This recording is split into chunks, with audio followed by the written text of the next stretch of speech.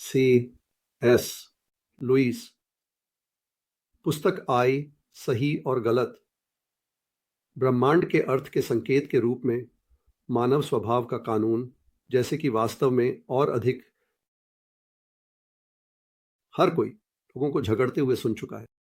कभी कभी ये मज़ेदार लगता है, कभी कभी ये बस अप्रिय लगता है, लेकिन ये चाहे जैसा भी लगे, मुझे लगता है कि हम उन चीज़ों को सुनकर कुछ बहुत महत्वपूर्ण सीख सकते हैं जो वे कहते हैं। वे ऐसी बातें कहते हैं। अगर कोई आपके साथ ऐसा करे तो आपको कैसा लगेगा? ये मेरी सीट है, मैं पहले वहां था, उसे अकेला छोड़ दो, वह तुम्हें कोई नुकसान नहीं पहुंचा रहा है। तुम पहले क्यों धक्का दे रहे हो? मुझे अपने संतरे का थोड़ा सा टुकड़ा दो, मैंने तुम्हें अपने संतरे का थोड़ा सा दिया। आओ, तुमने वादा किया था। लोग हर दिन ऐसी बातें कहते हैं, शिक्षित लोग और अनपढ़ लोग, बच्चे और बड़े सभी। अब इन टिप्पणियों के बारे में जो मुझे दिलचस्प लगता है वह यह है कि जो आदमी ये बातें कर रहा है वह सिर्फ यह नहीं कह रहा कि दूसरे आदमी का व्यवहार उसे पसंद नहीं आया। वह किसी तरह के व्यवहार के मानक की ओर इशारा कर रहा है जिसे वह उम्मीद करता है कि दूसरा आदमी जानता होगा। और दूसरा आदमी बहुत कम ही जवाब देता है, तुम्हारा मानक कैसा है? लगभग हमेशा वह यह साबित करने की कोशिश करता है कि जो कुछ उसने किया है वह वास्तव में मानक के खिलाफ नहीं है, या तो यह कि अगर ऐसा होता है तो वास्तव में कोई खास बहाना है। वह दिखावा करता है कि इस विशेष मामले में पहले सीट लेने वाले व्यक्ति को उसे ही रखना चाहिए, इसके पीछे कोई खास वजह है। या तो यह कि जब उसे संतरे का टुकड़ा दिया गया था तब हालात बिल्कुल अलग थे, या फिर कुछ ऐसा हो गया है जो उसे अपनी वादा निभाने से मुक्त कर देता है। वास्तव में ऐसा लगता है कि दोनों पक्षों के मन में किसी तरह का कानून या निष्पक्ष खेल का नियम था, या उचित व्यवहार या नैतिकता, या जो भी आप इसे कहना चाहें, जिसके बारे में वे सहमत हैं और उन्होंने किया है। अगर ऐसा नहीं होता तो वे बेशक जानवरों की तरह लड़ सकते थे, लेकिन वे झगड़ा नहीं कर सकते थे।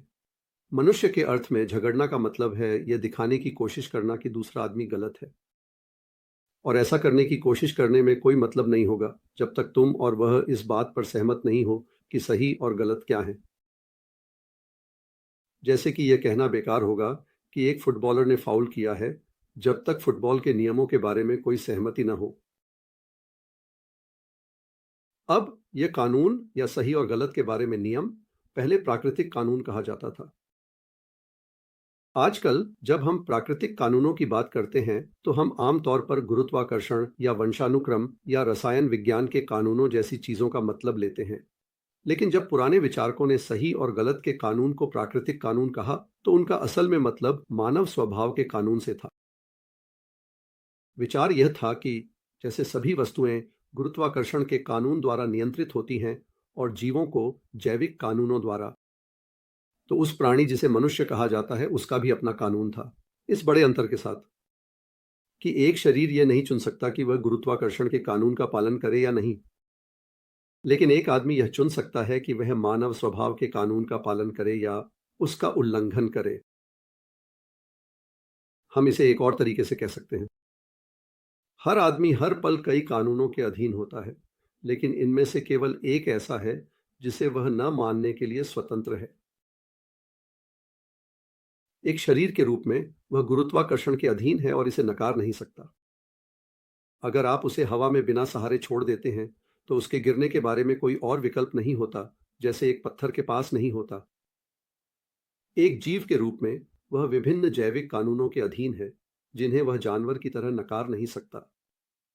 यानी वह उन कानूनों का उल्लंघन नहीं कर सकता जो वह अन्य चीजों के साथ साझा करता है, लेकिन वह कानून जो उसके मानव स्वभाव के लिए विशेष है, यह कानून जो वह जानवरों, पौधों या अजैविक चीजों के साथ साझा नहीं करता, वही है जिसे वह अगर चाहे तो न मान सकता है। इस कानून को प्राकृतिक कानून कहा जाता है क्योंकि लोगों ने सोचा कि हर कोई इसे स्वाभाविक रूप से जानता है और इसे सिखाने की जरूरत नहीं है। उन्होंने यह नहीं कहा कि बेशक आप यहां वहां कुछ अजीब व्यक्तियों को नहीं पाएंगे जो इसे नहीं जानते, जैसे आप कुछ लोगों को पाते हैं जो रंग बिरंगे नहीं देख सकते या जिन्हें सुर की पहचान नहीं होती। लेकिन पूरी दौड़ को देखते हुए उन्होंने सोचा कि सभ्य व्यवहार का मानव विचार सभी के लिए स्पष्ट था, और मुझे विश्वास है कि वे सही थे। अगर ऐसा नहीं था तो युद्ध के बारे में जो कुछ भी हमने कहा वह बकवास थी। दुश्मन गलत हैं कहने में क्या मतलब है, जब तक कि सही एक वास्तविक चीज नहीं है, जिसे नाजी नीचे से उतना ही जानते थे जितना हम जानते थे, और इसे अभ्यास में लाना चाहिए था। अगर उन्हें यह नहीं पता था कि हम सही से क्या मतलब रखते हैं, तो हमें शायद उनके खिलाफ लड़ना पड़ सकता है। हम उन्हें इसके लिए उतना ही नहीं दोषी ठहरा सकते थे जितना कि उनके बालों के रंग के लिए। मुझे पता है कि कुछ लोग कहते हैं कि प्रकृति का कानून या सभी मनुष्यों के लिए ज्ञात उचित व्यवहार का विचार गलत है, क्योंकि विभिन्न सभ्यताओं और विभिन्न युगों में नैतिकताएं काफी भिन्न रही हैं। लेकिन यह सच नहीं है। उनकी नैतिकताओं के बीच भिन्नताएं रही हैं, लेकिन ये कभी भी पूरी तरह से भिन्नता के समान नहीं रहे हैं। यदि कोई प्राचीन मिस्र वासियों, बेबीलोन वासियों, हिंदुओं, चीनियों, यूनानियों और रोमनों की नैतिक शिक्षाओं की तुलना करने का कष्ट उठाएगा, जो चीज वास्तव में उसे प्रभावित करेगी वह यह होगी कि वे एक दूसरे और हमारी नैतिकता के कितने समान हैं। इसका कुछ सबूत मैंने एक अन्य किताब द एवोल्यूशन ऑफ मैन के परिशिष्ट में एकत्रित किया है। लेकिन हमारे वर्तमान उद्देश्य मुझे केवल पाठक से यह सोचने के लिए कहना है कि एक पूरी तरह से अलग नैतिकता का क्या मतलब होगा। सोचिए एक ऐसे देश जहां लोगों की प्रशंसा हो वे युद्ध में भागते हैं, या जहां एक आदमी धोखा देने पर गर्व हो जो उसके प्रति सबसे दयालु रहे हैं। आप उतना ही आसानी से एक ऐसे देश की कल्पना कर सकते हैं जहां दो और दो मिलकर पांच बनाते हैं। लोगों ने इस बारे में भिन्नता दिखाई है कि आपको किसके प्रति निस्वार्थ होना चाहिए, क्या यह केवल आपके अपने परिवार के लिए है या आपके देशवासियों के लिए या फिर सभी के लिए। लेकिन वे हमेशा इस बात पर सहमत रहे हैं कि आपको खुद को पहले नहीं रखना चाहिए। स्वार्थ को कभी भी सराहा नहीं गया है। लोगों में इस बात पर भिन्नता रही है कि आपको एक पत्नी रखनी चाहिए या चार, लेकिन वे हमेशा इस बात पर सहमत रहे हैं कि आपको बस किसी भी महिला को नहीं रखना चाहिए जिसे आप पसंद करते हैं। लेकिन सबसे अद्भुत बात यह है, जब भी आप किसी ऐसे आदमी को पाएं जो कहता है कि वह असली सही और गलत पर विश्वास नहीं करता, तो आप उसी आदमी को पाएंगे। इस पर एक पल बाद वापस आना। वह आपको अपना वादा तोड़ देगा, लेकिन अगर आप उसके साथ एक वादा तोड़ने की कोशिश करेंगे तो वह शिकायत करेगा। यह सही नहीं है, इससे पहले कि आप जैक रॉबिन्सन कह सकें। एक राष्ट्र कह सकता है कि संध्याओं मायने नहीं रखती, लेकिन फिर अगले ही पल वे अपनी बात को बिगाड़ देंगे यह कहकर कि जिस विशेष संधि को वे तोड़ना चाहते हैं वह एक अन्यायपूर्ण थी। लेकिन अगर संध्याओं मायने नहीं रखती और अगर सही और गलत जैसी कोई चीज नहीं है, दूसरे शब्दों में अगर प्रकृति का कोई कानून नहीं है, एक निष्पक्ष संधि और एक अन्यायपूर्ण संधि में क्या अंतर है? क्या उन्होंने बिल्ली को बैग से बाहर नहीं निकाल दिया है और दिखा दिया है कि जो भी वे कहें वे वास्तव में प्रकृति के कानून को जानते हैं, बिल्कुल किसी और की तरह? तो ऐसा लगता है कि हमें असली सही और गलत पर विश्वास करने के लिए मजबूर किया जा रहा है। लोग कभी कभी उनके बारे में गलत फहमी में पड़ सकते हैं, जैसे लोग कभी कभी अपने जोड़ घटाव में गलती कर देते हैं। लेकिन अब यह केवल स्वाद और राय का मामला नहीं रह गया है। गुणा तालिका में अब अगर हम इस पर सहमत हैं, तो मैं अपने अगले बिंदु पर जाता हूं, जो यह है, हम में से कोई भी वास्तव में प्रकृति के कानून का पालन नहीं कर रहा है। अगर आप में से किसी के लिए कोई अपवाद है, तो मैं उनसे माफी चाहता हूं। उन्हें किसी और काम को पढ़ना बेहतर होगा, क्योंकि जो कुछ भी मैं कहने जा रहा हूं वह उनके लिए नहीं है। और अब जो साधारण इंसान बचे हैं उनकी ओर मुड़ते हुए मैं आशा करता हूं कि आप मेरी बात को गलत नहीं समझेंगे। मैं उपदेश नहीं दे रहा हूं, और भगवान जानता है मैं यह नहीं दिखावा करता कि मैं किसी और से बेहतर हूं। मैं केवल एक तथ्य की ओर ध्यान आकर्षित करने की कोशिश कर रहा हूं। इस साल या इस महीने या शायद इस दिन हम उस तरह का व्यवहार करने में असफल रहे हैं जिसकी हम दूसरों से उम्मीद करते हैं। हमारे लिए हर तरह के बहाने हो सकते हैं। जब आप बहुत थके हुए थे तब आप बच्चों के प्रति बहुत अन्यायपूर्ण थे। वो थोड़ा संदिग्ध मामला पैसे के बारे में, जिसे आप लगभग भूल चुके हैं, तब हुआ जब आप बहुत मुश्किल में थे, और आपने जो पुराने ऐसे वैसे के लिए करने का वादा किया था वह भी नहीं किया।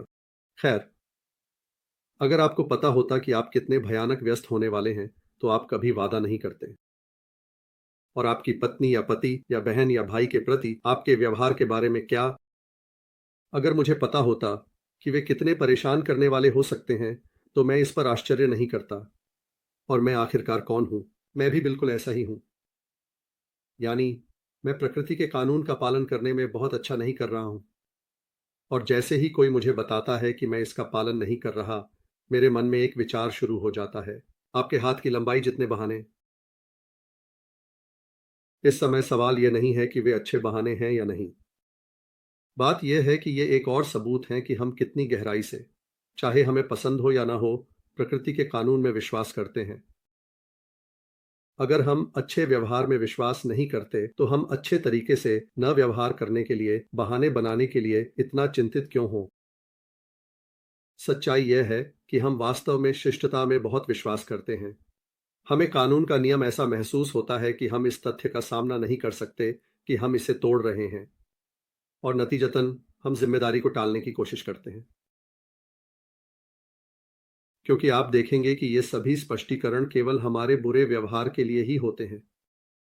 हमारा बुरा मूड केवल थकान, चिंता या भूख के कारण होता है। हम अपने अच्छे मूड का श्रेय खुद को देते हैं। तो ये दो बातें हैं जो मैं कहना चाहता हूं।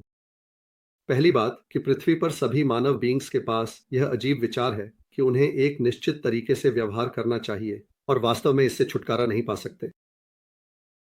दूसरी बात कि वे वास्तव में उस तरीके से व्यवहार नहीं करते। वे प्रकृति के कानून को जानते हैं, वे इसे तोड़ते हैं। ये दो तथ्य हमारे बारे में और जिस ब्रह्मांड में हम रहते हैं उसके बारे में सभी स्पष्ट सोच की नींव है। हम यहां रुकेंगे और अगले वीडियो में अगले अध्याय के साथ आगे बढ़ेंगे। उम्मीद है कि आपको कहानी पसंद आई। मैं तुम लोगों से प्यार करता हूं, ये टिगर कहता है। फिर मिलेंगे।